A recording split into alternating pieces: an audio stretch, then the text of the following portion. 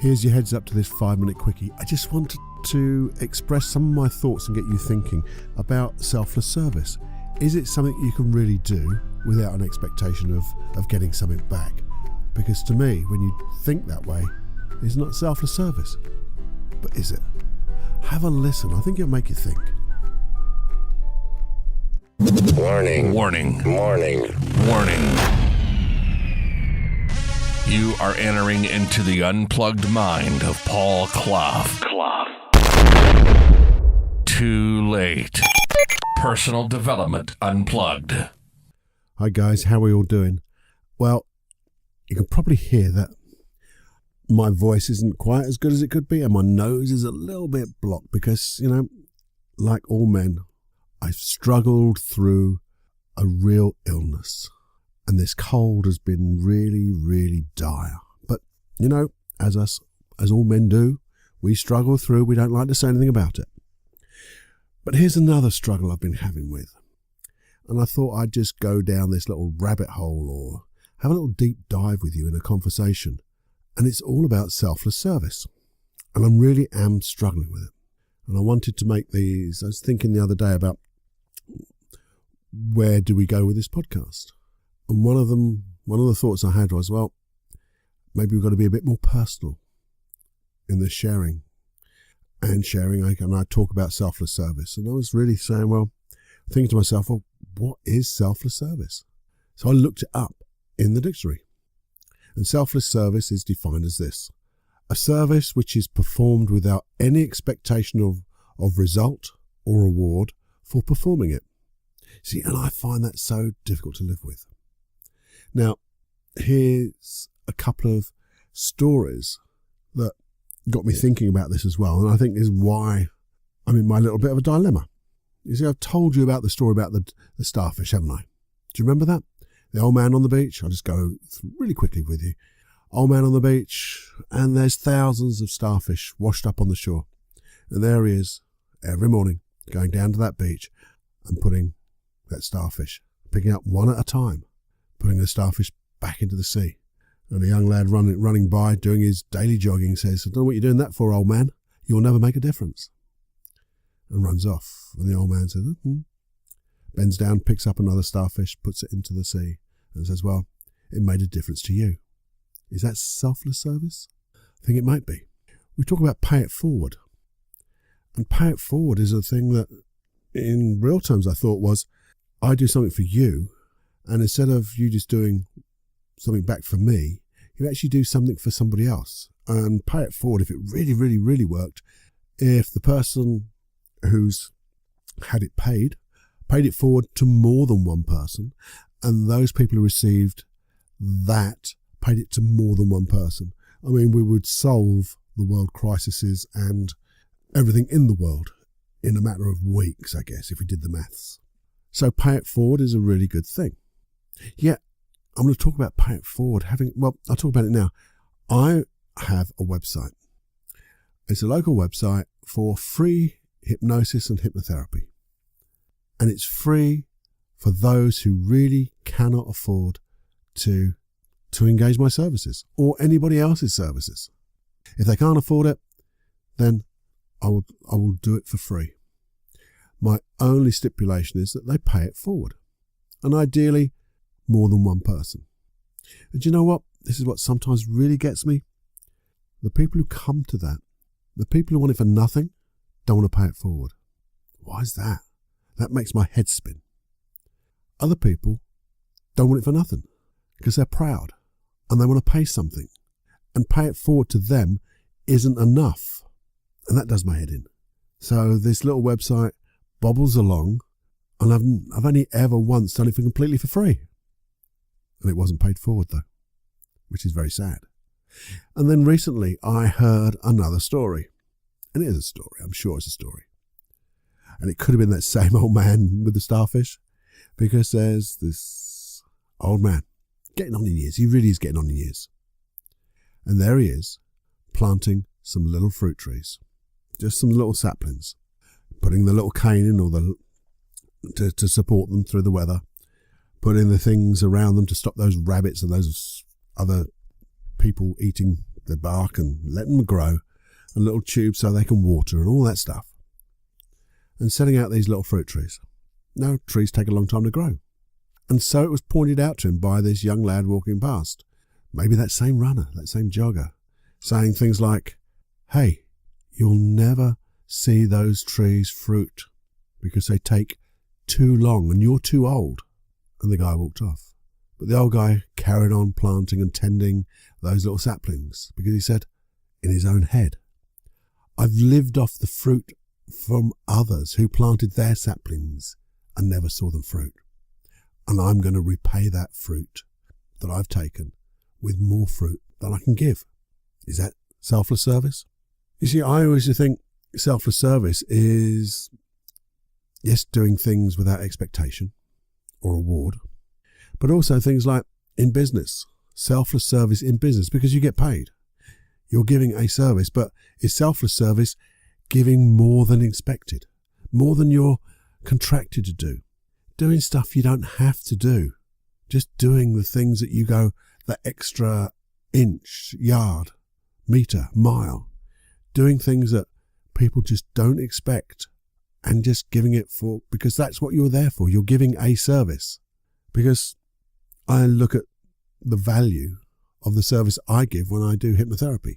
People could not afford, say, there's a big generalization, most people could not afford the value of that service because it changes lives. And what price do you put on that change and the consequences of all that change of a life, the ripples that have changed that go so far and wide in every context of their life and affecting everyone else? It's priceless. And because it's priceless, you couldn't afford it.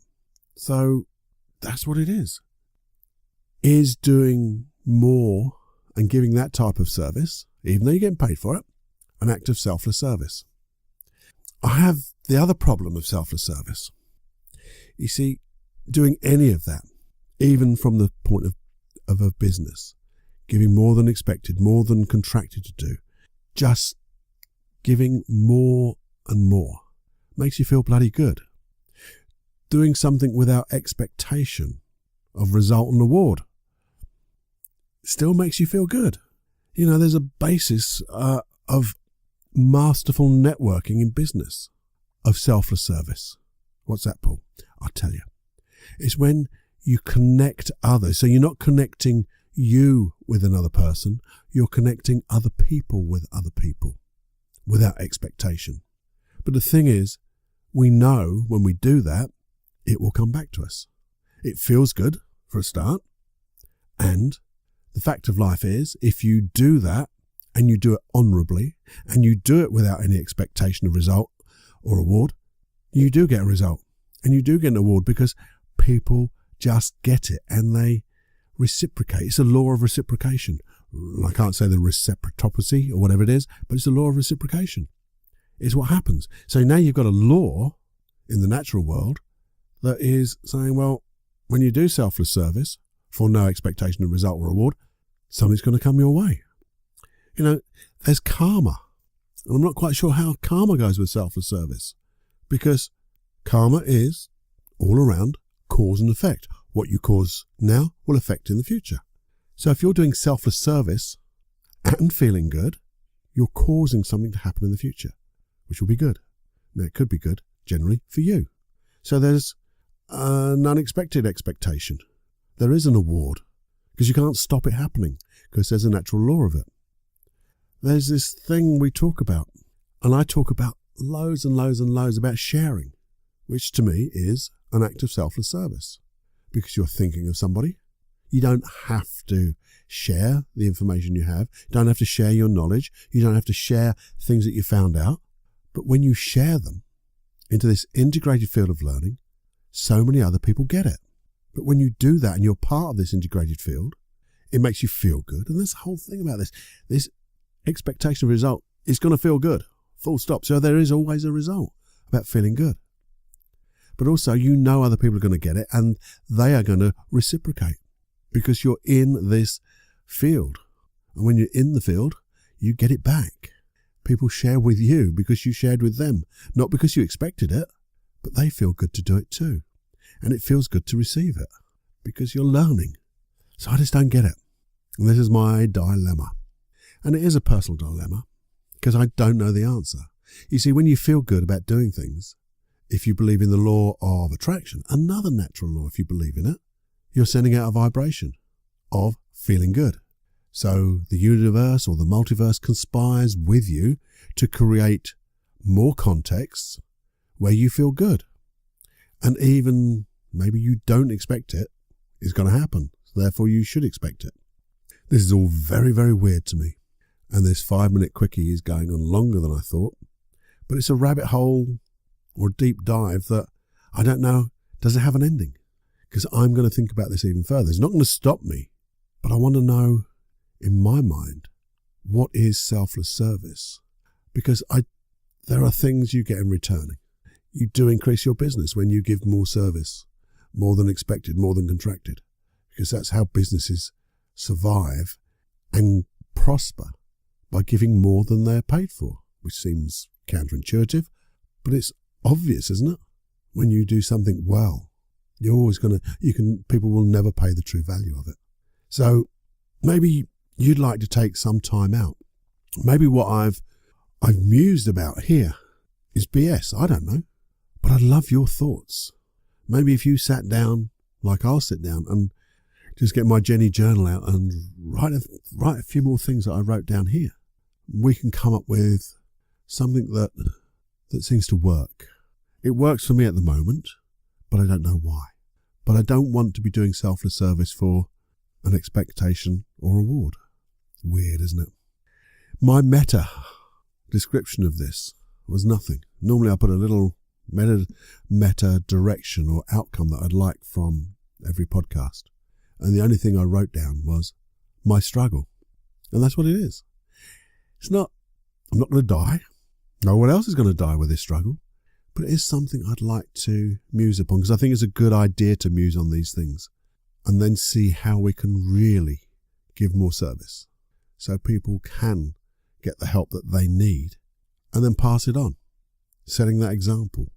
Not only being the change you want to be seeing yourself by reflecting and doing these type of things, but also be the change you want to see in others. And again, like that, pay it forward. If we did it in that way, in the real way, we will change minds, we will change worlds, planets, the planet rather. Our little old world will just get better and better. So if you do take time to have a think, do drop me an email with your feedback. It's feedback@personaldevelopmentunplugged.com. Easy as that. If you would, that would be absolutely awesome. Now, I apologise for taking more than 5 minutes, but I think it was worth it. Hope you do too. Until the next time, have more fun than you can stand. Bye-bye now. We all need time to de-stress, don't we? We all need that space. Everyone needs space. Our own place of personal retreat. And going to retreats are great. But if you can't, why not have one in your mind? You know, if you don't go to that special place, that stress just builds and builds and builds. But if you have a place in your mind where you can go and de-stress, work out problems, think of all the wonderful things that you'll be able to do. The wonderful feelings. So that's why I've created this program of 4 hypnosis tracks to build and be and have your own inner retreat. You can have whatever you like in that inner retreat. There can be rooms, there can be libraries, healing rooms, different lighting, maybe a fire in the corner, a special chair, maybe incense, anything that you choose. Some people have a computer that stores all the memories you've ever had, that library of everything you've ever read or everything you ever need to know. Maybe a healing room, a room where you can just go to and have your own inner healing or own inner relaxation. So what have I done? I've created these 4 tracks, one to build, one to extend it whenever you need to extend it, and then to be able to go there for a particular period of time or even a longer period of time. So you've got 2 tracks of just going and being in that special place where you can, take a problem with you, maybe muse it over in that special place, or you can leave it there, leave it to incubate in your unconscious mind. So when you come back, well, you can just have the answers come, or they might just come consciously. It's all there for you. All you have to do is go to paulcloughonline.com/retreat, have a look, give you a nice little video there, just see if it's for you. I think it's a lovely little program. There's nothing to lose because there's a 30-day money-back guarantee. It's a lovely program, and I think it was one I wanted to do for myself because I just thought it's such a wonderful thing to do. I love retreats, but hey, this is your own personal one. Have a look. Enjoy.